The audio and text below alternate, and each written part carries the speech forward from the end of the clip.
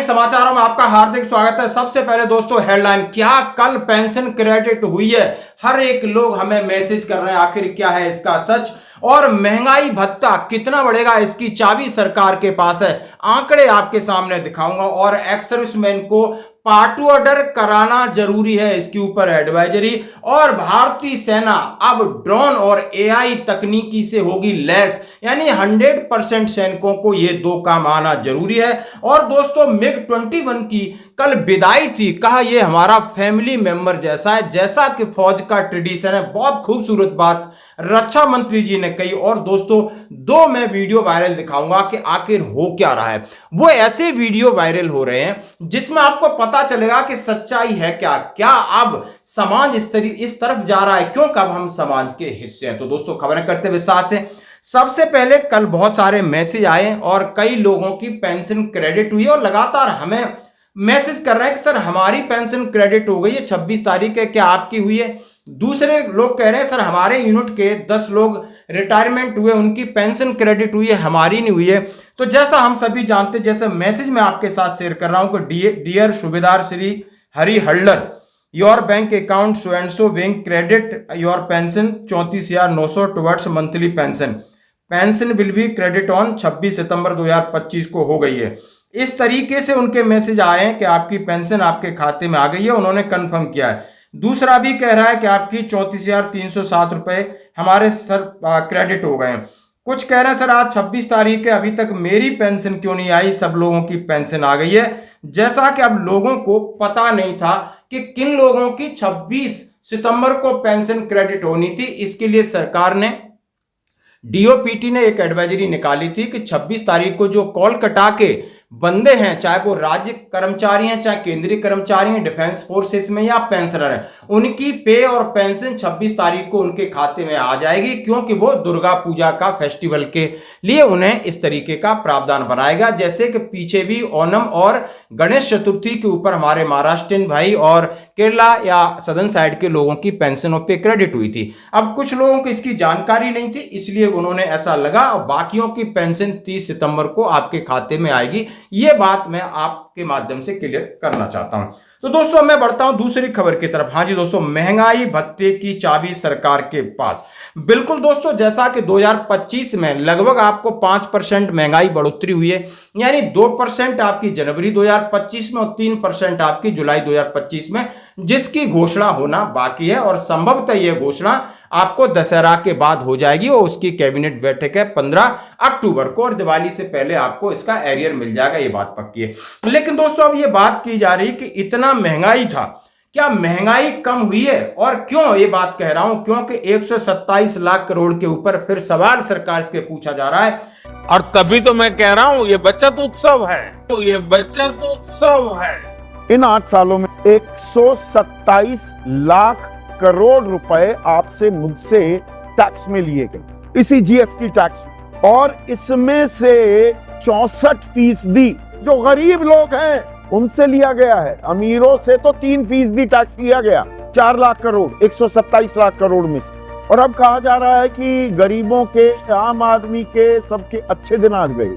तो 8 साल से लगातार इन टैक्स की मार क्यों कर रहे थे सरकार? न तो आपने डॉलर और रुपए का जो कंपैरिजन है वो कम हुआ, वो भी आप देख सकते हो कि डॉलर अभी 86-88 के पास पहुंच गया है आपका रुपया $1 के मुकाबले, और आपका डीजल पेट्रोल लगातार आपका बढ़ रहा है। यानी जो चीजें हैं ट्रांसपोर्टेशन की, खाने पीने की चीजें, आपकी दालें हैं, अनाज हैं, सब्जियां, वो लगातार पीछे से बढ़ रही हैं। ये तो आप घर बना रहे हो तो उन्होंने कहा है कि घर के जितने बिल्डिंग मटेरियल्स हैं, आप रेत को ले लो, ईंट या सरिया या सीमेंट, वो लगातार बढ़ रही है। सोना चांदी ये लगातार बढ़ रहा है। लेकिन आपने ये बढ़ा कैसे भारत के अंदर? क्योंकि आपने 127 लाख हमसे वसूले, आपने महंगाई की चाबी अपने पास में रखी है। और आपने अभी 127 लाख करोड़ कमाने के बाद अभी आप कह रहे हो हम टैक्स में छूट देंगे और बड़े बड़े वादे कर रहे हो, और 8-10 साल पहले आपने ये सारी चीजें लागू की हैं। तो आपको पता चल गया होगा, यानी माननीय प्रधानमंत्री मोदी जी ने जीएसटी उत्सव के बारे में जो बात की, तो अब उनसे सवाल पूछा जा रहा है आखिर ये किसने इतना महंगाई बढ़ाई थी? आपने बढ़ाई, और आप अभी कम करने की बातें कर रहे हो। यानी सरकार का जो रवैया इस तरीके का हो गया है, जैसा आप समझ सकते हो 2016 के बाद सारी चीजें अनप्रिडिक्टेबल हैं। और जो डीए था आपका लगभग 5% बढ़ा है। क्या महंगाई इतनी बढ़ी? क्योंकि सारी चीजों की चाबी सरकार ने अपने पास रखी है और इसी तरीके से कयास लगाए जा रहे हैं कि 8वां वेतन आयोग और आपको डीए डीआर की जो घोषणा है लगभग दिवाली से पहले हो जाएगी। और उसके बाद सरकार क्या देगी ये सरकार ने पहले तय करके रखा है। इस सरकार ने डंके की चोट पे, क्योंकि अब ये लोभ लुभावन वादे कर रहे हैं, यानी कुछ उनके मन में होगा, किस तरीके होगा, जैसा हमने कल इसके ऊपर डेडिकेटेड एक वीडियो बनाया था। तो अब इन्हीं के ऊपर लोग सवाल इनके ऊपर खड़ा कर रहे हैं। तो दोस्तों ये थी डीए डीआर की बात और जैसा हमने आपको बताया कि कब होगी घोषणा। अब मैं बढ़ता हूं, एक्स सर्विसमैन के लिए पार्ट 2 ऑर्डर कराना जरूरी है। सेवानिवृत्ति के बाद भी पार्ट 2 ऑर्डर लागू है, बिल्कुल लागू है। भारतीय सशस्त्र बलों में पार्ट 2 ऑर्डर सेना के जीवन का एक महत्वपूर्ण एक एक्टिविटी है जो ये सुनिश्चित करती है कि आपने कोई भी एक्टिविटी आपकी लाइफ में हुई है तो उसको आपने पार्ट ऑर्डर कराना होगा। अब रिटायरमेंट के बाद कौन कौन से पार्ट ऑर्डर लागू है? विवाह, यदि आप दोबारा कोई शादी कर रहे हैं रिटायरमेंट के बाद, या आपका तलाक हुआ है, या आपकी वाइफ एक्सपायर्ड हो गई है उसका पार्ट ऑर्डर, या दोबारा शादी कर रहे हैं उसका पार्ट ऑर्डर, बच्चा कोई पैदा हुआ है उसका पार्ट ऑर्डर, यानी विकलांगता का भी पार्ट ऑर्डर कराना होगा। घर का पता बदल गया इसका भी कराइए, बच्चे को गोद लिया है इसका भी करा सकते हो, नाम में परिवर्तन, जन्म तिथि सुधार, इन सब प्रक्रियाओं में आपको पार्ट ऑर्डर कराना जरूरी है और ये जिला सैनिक बोर्ड की जिम्मेदारी है। इसके लिए डॉक्यूमेंट भी इसमें दिए गए हैं कि यानी डॉक्यूमेंट, कॉमन डॉक्यूमेंट आपके जो होते हैं, और जिस तरीके से आप शादी कर रहे हैं तो आपको मैरिज सर्टिफिकेट लगेगा रजिस्ट्रार का और बाकी आपके पर्सनल डॉक्यूमेंट लगेंगे। बच्चा पैदा हुआ है तो उसका जन्म प्रमाण पत्र लगेगा, बाकी आपके डॉक्यूमेंट लगेंगे। यदि किसी की डेथ हुई है तो डेथ सर्टिफिकेट लगेगा, उसके डॉक्यूमेंट लगेंगे। घर का पता बदला है तो घर के पते को वेरीफाई किया जाएगा, उसके बाद आपके पर्सनल डॉक्यूमेंट लगेंगे। किसी बच्चे को गोद लिया है तो गोदनामा आपके साथ साथ आपके अंदर जो सारी लीगल प्रक्रिया है उसके कागज लगेंगे।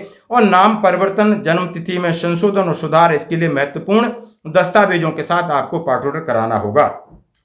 यानी पूर्व सैनिकों के लिए सेवानिवृत्ति के बाद पार्ट ऑर्डर को अद्यतन रखना उनके अधिकारों और उनके लिए ये जरूरी है कि यदि आप ऐसा नहीं कराते हो तो आपकी फैमिली पेंशन या आपकी कैंटीन सुविधाओं पर कहीं रुकावट नहीं होगी और आपको कानूनी मान्यता मिल जाएगी, जैसा कि ये आपके सामने मैंने खबर रखा।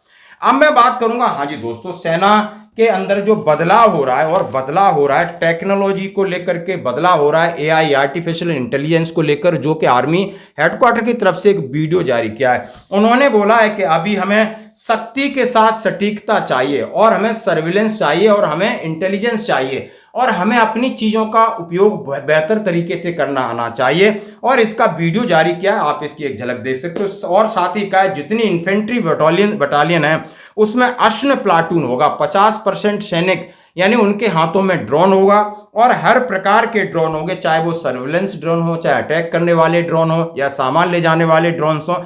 हर एक सैनिक ड्रोन से बिल्कुल ट्रेंड होगा। और जैसा उन्होंने कहा है कि पहले अश्न प्लाटून का मतलब है वज्र, यानी इंद्र देवता का हथियार वज्र था। सूत्रों के मुताबिक भारतीय सेना की हर ऑपरेशनल यूनिट में करीब 50% से सैनिक ड्रोन ट्रेंड हो चुके हैं। 2027 तक सभी सैनिकों को ड्रोन की ट्रेनिंग मिलेगी और सीधा सीधा कहा है सैनिकों के रोल के हिसाब से ड्रोन को ट्रेन किया जाएगा। किसी की निगरानी का जिम्मा है, किसी को सर्विलेंस का जिम्मा है, किसी को अटैक करने वाले ड्रोन, अलग अलग ड्रोन के मॉड्यूल्स बनाए गए और उनकी ट्रेनिंग की जाए। यानी प्रत्येक सिपाही को ड्रोन ऑपरेट करने में दक्ष बनाना सेना का टारगेट है, जैसा कि आप चीफ ऑफ आर्मी स्टाफ जी ने कहा है। दोस्तों साथ ही बात करूंगा MiG-21 की कल विदाई हुई और दोस्तों वो विदाई इतनी भावुक थी कि रक्षा मंत्री जी ने कहा कि ये फैमिली मेंबर था। यानी आप देख सकते हो हमारे यहाँ इंसान नहीं, या आप देखते हो, आपने पेट्स डॉग्स के बारे में देखा होगा, आज इक्विपमेंट जिसने सेवा की उसको भी हम पूछते हैं, सैल्यूट करते हैं, यानी हमारा फैमिली मेंबर था। भावुक विदाई हुई और वहां पर MiG-21 के स्क्वाड में शुभांशु शुक्ला जी शामिल होते हैं, जो कि आपने अंतरिक्ष यात्रा की थी। और किस तरीके का माहौल और किस तरीके की बात रक्षा मंत्री जी कह रहे हैं, जरा इसको भी आपको देखना होगा। धन्यवाद। बल्कि एक फैमिली मेंबर जैसा है मेरे साथियों, जिसके साथ हमारा अटैचमेंट बहुत ही गहरा है। MiG-21 ने हमारे कॉन्फिडेंस को शेप किया है, हमारी स्ट्रेटजी को इसने मजबूत किया है और हमें ग्लोबल स्टेज पर स्थापित करने में हमारी मदद की है।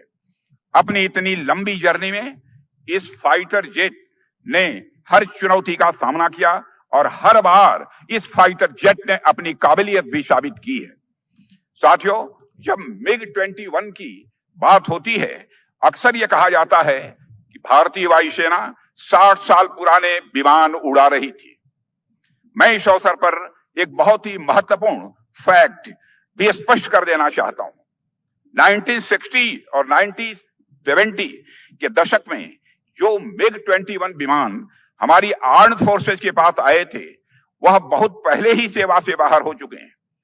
और जो MiG-21 विमान आज तक हम उड़ा रहे थे, वे मैक्सिमम 40 ईयर्स यानी 40 वर्ष पुराने हैं। 40 साल की लाइफ टाइम ऐसे एयरक्राफ्ट के स्टैंडर्ड में बिल्कुल नॉर्मल है। कई देशों में ऐसे फाइटर जेट्स को इतने ही टाइम तक एक्टिव रखा जाता है, लेकिन MiG-21 की एक खास बात यह है कि इसे तकनीकी रूप से हमेशा अपडेट रखा गया है और हमारे एयरफोर्स के अधिकारियों और जवानों ने और मैकेनिस्ट ने इस काम को किया है। आज जो MiG-21 हम यहां देख रहे हैं, यह तो त्रिशूल, विक्रम, बादल और बिशन जैसे नामों से भी जाना गया है। इसका वर्तमान रूप तो अपडेटेड था। यहां मैं हिंदुस्तान एरोनॉटिक्स लिमिटेड की भी सराहना करना चाहता हूं, जिसने अपने एडवांस राडार्स एवियोनिक्स से MiG-21 को लगातार अपडेट करने में अपनी महत्वपूर्ण भूमिका का निर्वाह किया है। साथियों, MiG-21 ने अपने बायर्स और अपने सेलर्स दोनों की अपेक्षाओं से कहीं बेहतर प्रदर्शन किया है। 1950 के दशक में जिस डिजाइन पर यह जेट बना था, वह उस समय की टेक्नोलॉजी के हिसाब से बेस्ट था। समय के साथ इसमें state of the art system जोड़े गए, बेहतर राडार सिस्टम भी जोड़ा गया। इसके अलावा भी इसमें अनेक एयर टू एयर मिसाइल्स भी जोड़ी गई, टारगेट मिसाइल्स जोड़ी गई, फ्री फॉल बम भी जोड़े गए। यही कारण है कि MiG-21 को इतने लंबे समय तक हमारी वायुसेना का भरोसा और सम्मान मिलता रहा है। इसलिए आज जब हम इसे विदाई दे रहे हैं, तो यह मोमेंट हमें यह याद दिला रहा है कि हमारी स्ट्रेंथ सिर्फ मॉडर्न टेक्नोलॉजी में नहीं है, बल्कि उस लिगेसी में भी है जिसे हमने दशकों से बिल्ड किया है। उस लेगेसी को सेलिब्रेट करना। अब मैं बढ़ते हैं एक और अगली खबर की तरफ। जैसा आपने देखा, अब मैं बात करूंगा कुछ वायरल वीडियोज की जो आपको देखना होगा। सबसे पहले मैं आपके सामने वीडियो दिखा रहा हूं जिसमें एक अध्यापक है, वो शिक्षा अधिकारी की पिटाई कर रहा है और ये मामला है सीतापुर का। ये BSA हैं, विजेंद्र शर्मा शिक्षक है और BSA अखिलेश सिंह को पिटाई कर रहे हैं।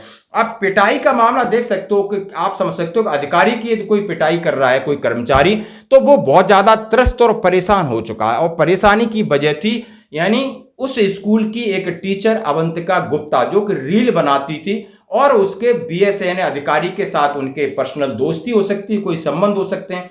अधिकारी इस शिक्षक पर दबाव बना रहा था कि आप इसकी अटेंडेंस डेली लगाइए, उसको घर में मौज करने दीजिए। और जब इसने मना किया, आप देख सकते हैं टेलीफोनिक बातचीत।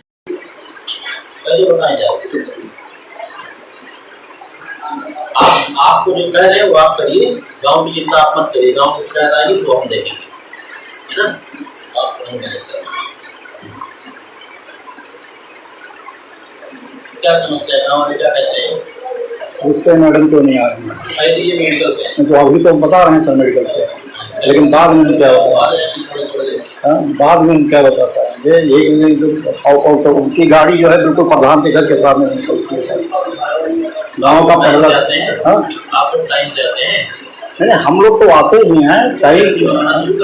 हाँ, कल से सर्दी मंगाना शुरू करें अगले 1 साल तक। आप मंगा लीजिए आप सर, लेकिन अब जो है उसके सम्मान के लिए जो है आप एक दिन आपको मैंने बुलाया है इसके लिए, तो कहानी समझा रहे होंगे। नहीं, बता रहा हूँ समस्या पता ही नहीं है कि जो है विद्यालय में कितने बजे कौन पहुँचता है, मैं तो जानकारी कर नहीं सकता हूँ। नहीं, आप सब कुछ कर सकते हैं सर, बता रहा हूँ तो आप ऐसा करिए कि हफ्ते में एक दिन मैं मैनेज कर लूँगा, हफ्ते में एक दिन आप है, वरना हो तो एक दिन रेस्ट कर लें। और अपना जो है चल जाए, एक आदमी तो चल जाएगा, लेकिन ये डेली वाला तो अभी बहुत लंबा टाइम है उनके पास में।